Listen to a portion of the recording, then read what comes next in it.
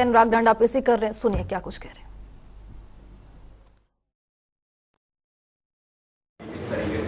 BJP के जो मुद्दे हैं वो कह रहे हैं कि हमने विकास किया है, जनता के बीच जा रहे हैं, हमने विकास के नाम पर जनता वोट देगी। इतना विकास किया है हरियाणा में भारतीय जनता पार्टी की सरकार ने कि प्रॉपर्टी आईडी के कागज लेके लोग दफ्तरों में खड़े हुए ठीक कराने के लिए। इतना विकास किया है कि परिवार पहचान पत्र से दुखी लोग खड़े हुए हैं दफ्तरों में ठीक कराने के लिए। इतना विकास किया है कि लोग अपनी पेंशन जो कट रही है उसको ठीक कराने के लिए दफ्तरों में लाइन में लगे हुए हैं। किसान, इतना विकास इन्होंने कर दिया कि किसान अपना मुआवजा लेने के लिए सड़कों पर जब तक नहीं बैठते तब तक कंपनियों से बीमा क्लेम तक उनको नहीं ये सरकार दिलवा पाती। इतना विकास किया कि क्लर्कों को हड़ताल में बैठना पड़ा। इतना विकास किया कि आशा वर्कर हड़ताल में बैठी हैं। इतना विकास किया कि हर कर्मचारी आज ओपीएस मांगने को मजबूर है। इतना विकास किया इन्होंने कि हर सरपंच आज अपना अधिकार मांग रहा है। इतना विकास किया इन्होंने कि हरियाणा की हर एक महिला आज अपने लिए मान सम्मान की रक्षा मांग रही है। इस ऐसा अगर विकास भारतीय जनता पार्टी का है तो इनका विकास हमको नहीं चाहिए। हमको वो विकास चाहिए जिससे देश का गरीब से गरीब व्यक्ति भी अपनी जगह समाज में बना सके, सम्मान के साथ जीवन जी सके।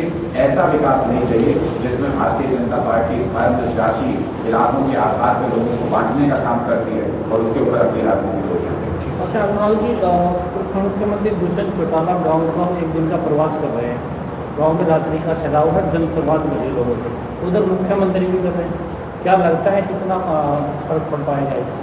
देखिए, अगर 5 साल लोगों के बीच में रहे होते, दिन में अगर 5 साल लोगों के बीच रहे होते तो अब लोगों के बीच में रात नहीं गुजारनी पड़ती। लोगों का अगर काम किया होता तो उनसे रात के अंधेरे में बंद कमरों में हाथ जोड़ के माफी नहीं मांगनी पड़ती। ठीक है, अच्छी बात है। जिस जनता का 5 साल तक इन लोगों ने अपमान किया, तिरस्कार किया, अपने घरों में घुसने नहीं दिया, उनके काम होने नहीं दिए, अच्छा है। अगर ये जनता के बीच में जाएं, रात गाँव में बिताएं तो लोगों को भी एक मौका मिलेगा कि इनको इनकी सही जगह दिखा सके। ये पैर पकड़ पकड़ के माफी मांगेंगे, हाथ जोड़ जोड़ के माफी मांगेंगे, बाहर नेता बन के घूमेंगे और अंदर पैर पकड़ के गिड़गिड़ाएंगे। लेकिन हमको पूरा यकीन है कि लोग इस बार इनको पूरी तरह से इस बार अपने घर के दरवाजे बंद करके चुनाव में ये कहने वाले हैं कि आपके घर का दरवाजा 5 साल हमारे लिए बंद था, चुनाव के बाद मुलाकात होगी, चुनाव तक हमारे घर का दरवाजा आपके लिए बंद। एक अनिल विज ने कहा है कि भूपेंद्र सिंह हुड्डा चुनाव की तैयारियां नहीं बल्कि जेल जाने की तैयारियां करें। क्या आपको लगता है कि दबाव की डराया जा रहा है? देखिए, खोखली सरकार है। अनिल विज जी को तो मैं बार बार कहता हूँ, खोखा जना बाजेगा ना। वो ऐसे ऐसे बयान देते हैं जिस पे उनको भी खुद मालूम नहीं होता। उनके खुद के मुख्यमंत्री तो उनको सीआईडी की रिपोर्ट पर साझा नहीं करते, बातें इतनी बड़ी बड़ी करते हैं, किले गिरा देंगे। 9 साल से क्या कर रहे हैं अनिल विज जी? 9 साल से भूपेंद्र हुड्डा जी को गिरफ्तार करके जेल क्यों नहीं भेजा? अगर उनके खिलाफ कोई मामला है तो ये बीजेपी और हुड्डा साहब के अंदर की साझेदारी है।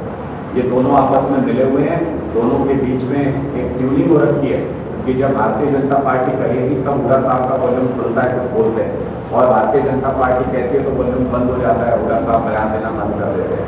इनके बीच में ट्यूनिंग तब तक है जब तक भूपेंद्र हुड्डा जी जेल से बाहर है। क्योंकि पहले तो बड़ा Bharatiya Janata party report card निकालती थी कि जमीन घोटाला हो गया। पहले तो बड़ा कहते थे कि जमीनों में इतना पैसा बना लिया भूपेंद्र हुड्डा जी ने। तो अब वो सारी फाइलें कहाँ गई? अब वो सारे केस कहाँ गए? राजनीतिक फायदे के लिए आपस में सेटिंग किए हुए बैठे हैं। जब भारतीय जनता पार्टी को इनकी जरूरत पड़ती है तब भारतीय जनता पार्टी इनको चुप करा देती है। जिस दिन ये इनका गठबंधन टूटेगा उस दिन हुड्डा साहब जेल के अंदर होंगे और भारतीय जनता पार्टी सत्ता से बाहर। एक कांग्रेस के प्रभारी नियुक्त किए गए हैं, जिला प्रभारी, उसमें 2 पूर्व मंत्रियों ने अभी से आवाज़ उठाना कर दिया कि ये कांग्रेस के लोग नहीं बल्कि कांग्रेस में एक पार्टी का, एक आदमी का कब्जा है।